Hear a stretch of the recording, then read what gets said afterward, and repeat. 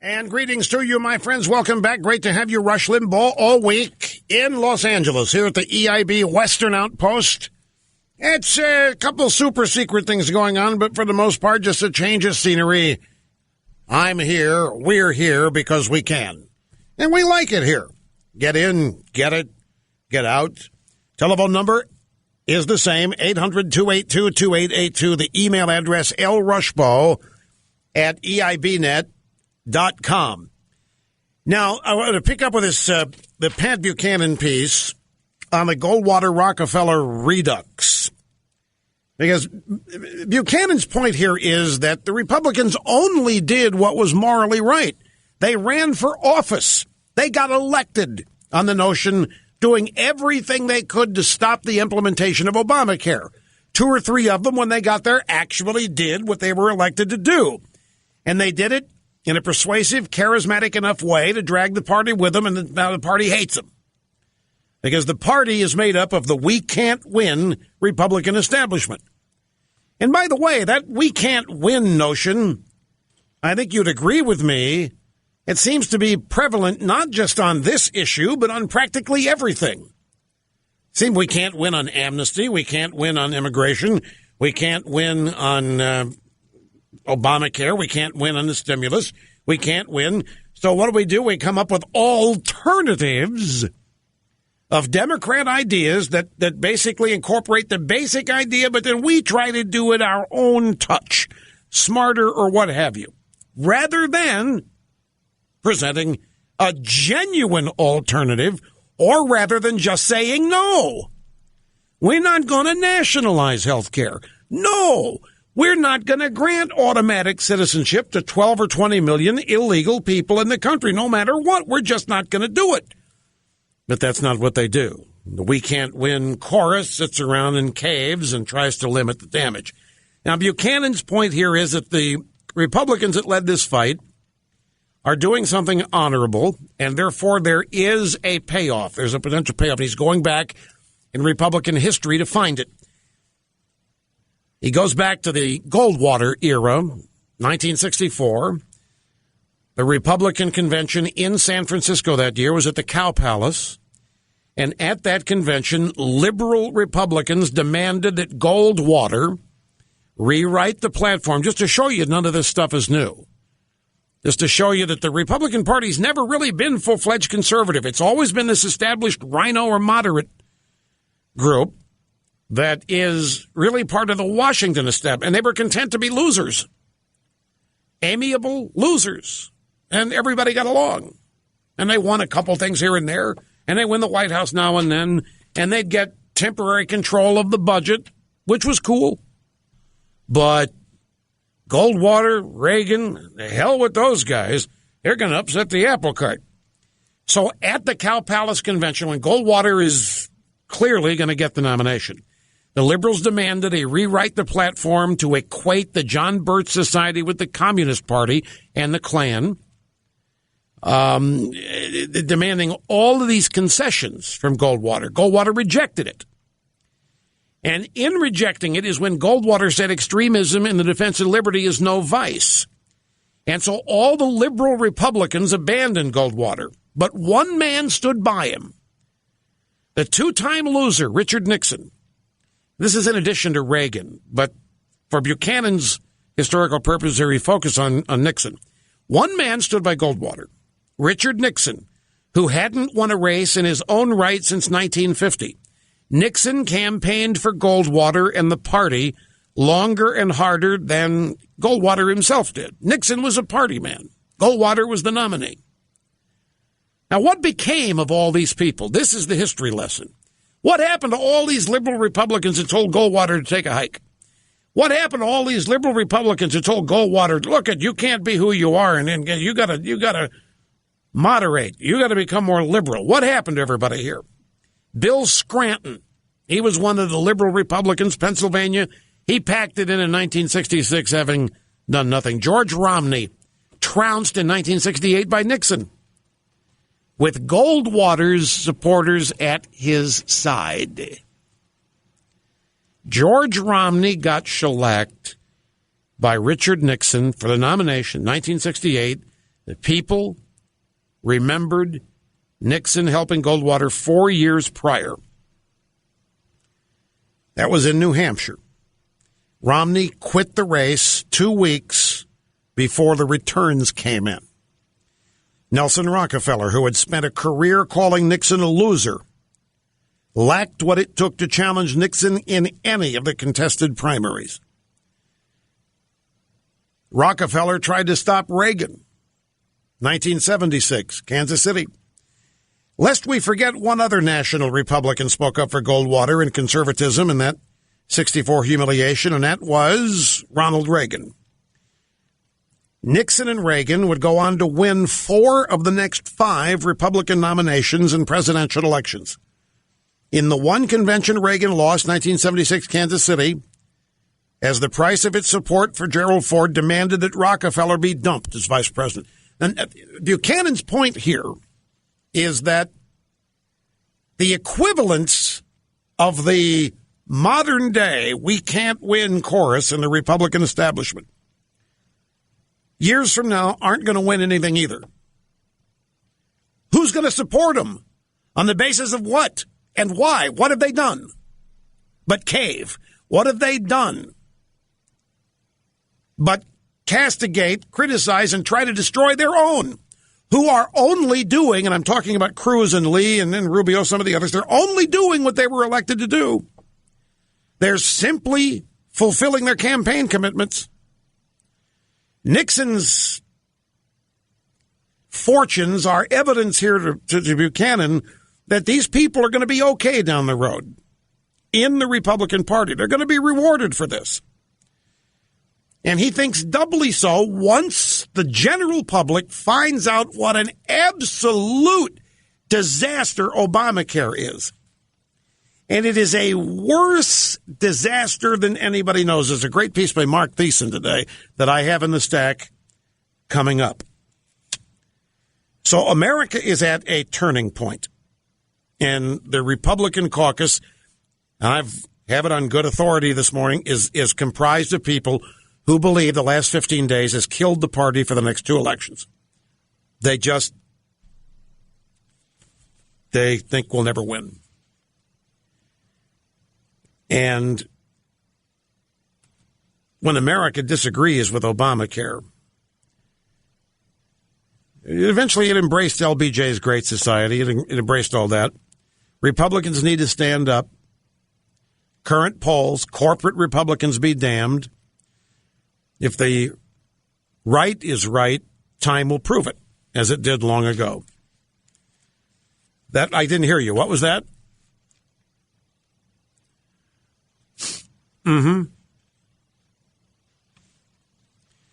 Well, Mr. Snerdley, the official program observer, has asked me in bouncing off this Republican attitude of "we can't win," which seems to be common.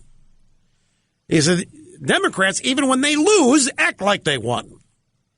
He wants me to explain it. It's psychology. The Democrats believe they're the chosen people. The Democrats believe that they are born to power, even when they're denied it in elections. And when they are denied it in elections, they make everybody responsible for it, in their view, pay a price. So that's why they seek to destroy, impugn, mischaracterize, what have you, all of their opponents. They do that anyway. But after a loss, they really go big because power, running the country, is their birthright. It's a psychological belief that they have. And they don't think that the people want this. In their view, the people are too stupid to know what they want. So you don't listen to the vote doesn't matter. When the vote goes against the Democrats, that's just evidence of how stupid and misled the poor public has been. Polls don't stop them. There's never anything wrong with them. Let's reduce this to personal relation. Do you know anybody like that? I have. I've been fired by 5 or 6 of them. Do you know anybody who believes that no matter what, they are, I don't want to say right. It's not, it's far more than that. They're pathological liars. They're self-deceivers. They concoct a phony world in which to live. And that is the Democrat Party at large. The Republicans, and that I think it requires a profound confidence, by the way, that it also can't be denied. Much of that confidence comes from the fact they own the media and they own the pop culture.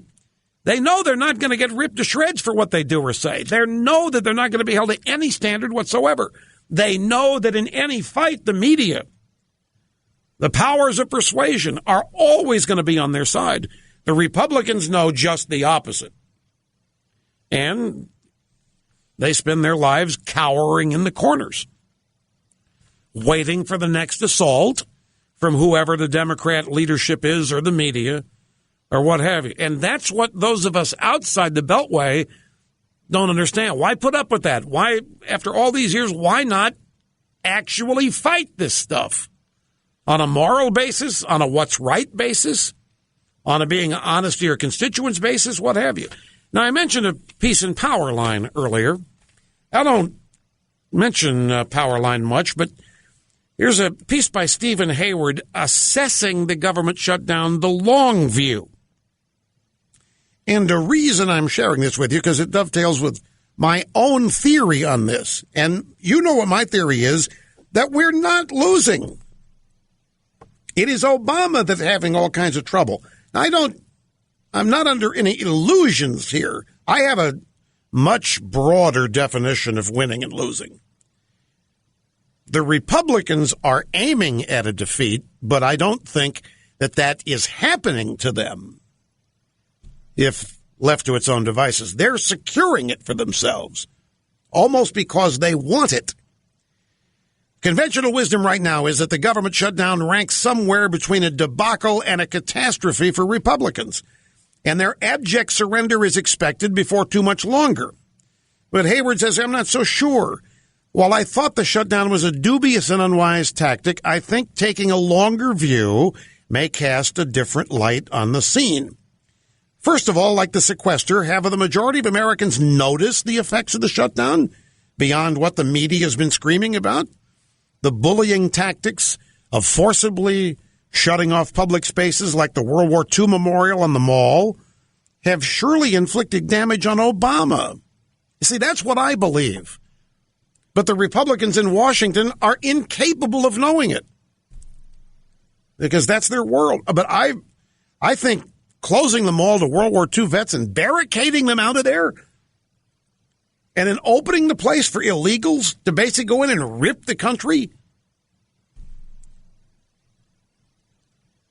I don't think Obama wins that at all. I think it actively hurts the Democrats. It's just that you're not going to see any evidence of it because the media isn't going to tell you, and there isn't going to be a poll on it. You have to have faith, as I still do, in the American people to believe that. I believe the polls, majority of people don't want Obamacare. The majority of people don't like Obama's policies. Remember, don't forget the Limbaugh theorem. They don't like Obama's policies. They just don't associate him with them. That's all it is. But they do associate him with the shutdown. They do associate him with what's happening in the mall and the illegals versus the World War II vets. Anyway, Hayward goes on to post a couple of charts here. Now, charts are worthless on the radio. They're worthless as breasts on a boar hog. I mean, they're just worthless. And I can't show them to you on the Ditto Cam. It's too small. But they happen to be the only source for the data here, so I've got to use them. These are charts representing research done by Carolyn Bowman and Andrew Rugg, R-U-G-G, maybe Rugg. And they have sampled public opinion on a number of things. And they have concluded that public confidence in Washington is at lows not seen since the 1970s. And we know what happened at the end of that decade. The 70s began with Watergate and ended with Jimmy Carter.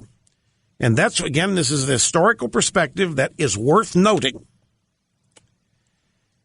Public confidence in Washington is at lows not seen since the 70s, and it's not just due to the Republicans. The last chart here is a real stunner. The question on this chart, these days, what kind of impact do you think the government has on most people's lives? 64% negative impact. 17% positive impact. 13% not much impact. 64%. Now, again, in the historical perspective, I believe this. I believe a majority of Americans, for whatever reason, don't like what's going on in Washington at all. And it's not exclusive to the Republicans. Folks, the country isn't working. Jobs aren't being created. Careers are vanishing. College graduates have nothing to do. Degrees are worthless, and they've got all this debt. Nobody's getting raises. Obamacare is kicking in, and it's an absolute disaster. I'm telling you that it is not a panacea. It's not utopia. It's not happiness. There isn't a whole lot of joy out there. And you got 64% think the government is having a negative impact on people. I'm sorry, the last 5 years of the government are owned by the Democrats. And that's why it is important for there to be loud, outspoken, uplifting Republican opposition to what is happening. And that's the value of what Cruz and Lee have been doing. For some reason, this is not seen by the Republican establishment. Somebody in the party has to stand up and speak out against what's going on, because this is not right. This is not good for America. This is not traditionally America. This is not what this country's been. A couple of Buchanan's column and this thing that Hayward posted in your normal common sense, intelligence guided by experience, you have to believe that the people standing up opposing this are going to eventually be seen as having cared, as being brave, and having been right. It may not happen for a couple, 3 years, or who knows when. But it's an honorable thing that they've been doing. And all of the Beltway is missing it, as they miss most everything. And now I'm going to take a brief time out. We'll come back. I've only scratched 10% of the show prep here. That means we're still loaded, but I got to get your phone calls in. We'll start on that right after this, so don't go away.